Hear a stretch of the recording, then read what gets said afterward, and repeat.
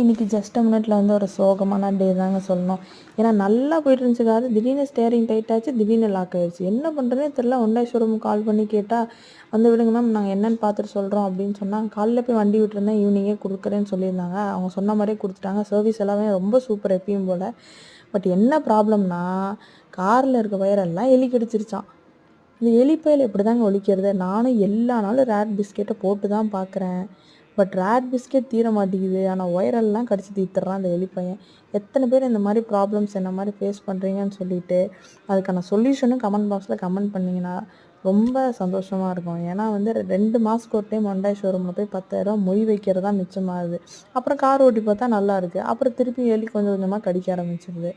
இந்த மாதிரி எத்தனை பேர் என்ன மாதிரி புலம்பிட்டு என்ன பண்ணுறதுன்னு தெரிலனீங்கன்னா, சொல்யூஷன் தெரிஞ்சவங்க கண்டிப்பாக கமெண்ட் பாக்ஸில் கமெண்ட் பண்ணுங்கள். நம்ம ஜஸ்ட் அ மினிட் ஃபேமிலிக்கு ரொம்பவே ஹெல்ப்ஃபுல்லாக இருக்கும்.